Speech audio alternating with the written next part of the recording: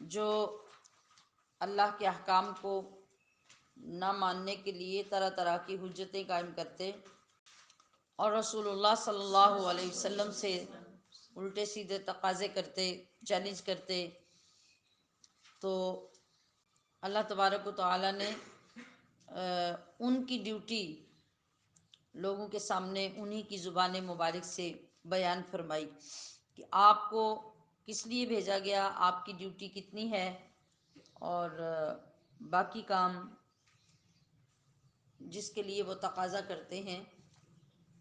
وہ کس کا ہے، وہ میرا ہے، اور میرا ہی کام لوگوں کے دلوں کو بدلنا یا نہ بدلنا ہے۔ آپ ان کے اس مس بیہیو پر پریشان نہ ہوں، بلکہ آپ ان کے سامنے اپنی ڈیوٹی کھول کر بیان کر دیں کہ میرا کام صرف اللہ کا حکم پہنچانا ہے اور خود اس کی بندگی کرنا ہے اور خود اپنے آپ کو شرک سے پاک رکھنا ہے، لہٰذا میں تمہیں اس کی طرف بلاتا ہوں جس کی طرف ہم سب نے لوٹ کر جانا ہے۔ اسی کو آگے بڑھاتے ہوئے اللہ تبارک و تعالیٰ پھر نبی علیہ الصلاۃ والسلام کو تسلی دینے کے لیے ان لوگوں کے کرتوت یاد کروا رہا ہے جو پہلے گزر چکے ہیں، اور جب بھی کوئی اس طرح کی دل آزاری کی وہ لوگ بات کرتے تو ہر مرتبہ اللہ تعالیٰ پھر نئے سرے سے اپنے محبوب کو وہ چیزیں یاد دلاتا تاکہ بار بار وہ چیزیں آپ یاد کرتے رہیں، وہ حالات آپ کی نظر سے گزرتے رہیں، تو آپ کو بار بار ان لوگوں کے رویوں سے تسلی رہے کہ یہ کوئی آج نہیں کرنے لگے بلکہ ان کے کرتوت ہمیشہ سے ایسے ہی ہیں۔ تو اسی کانسیپٹ میں اللہ کریم نے ارشاد فرمایا کہ بے شک ہم نے آپ سے پہلے بھی رسول بھیجے اور ان کی بیویاں بھی تھیں، ان کے بچے بھی تھے۔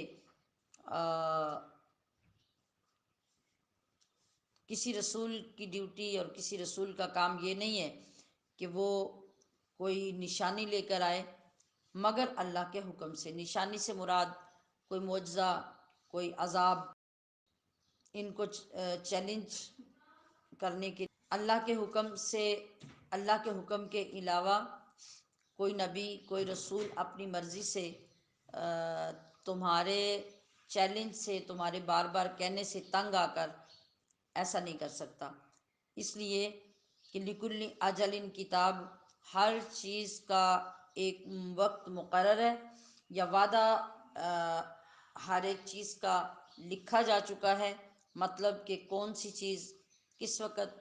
پیش آئے گی، کون سا عذاب کب آئے گا، کون سی نشانی کب دکھائی جائے گی، یہ ان کے کہنے پر ہم بھیجنے والے نہیں ہیں۔ یہ پیچھے بتایا جا چکا ہے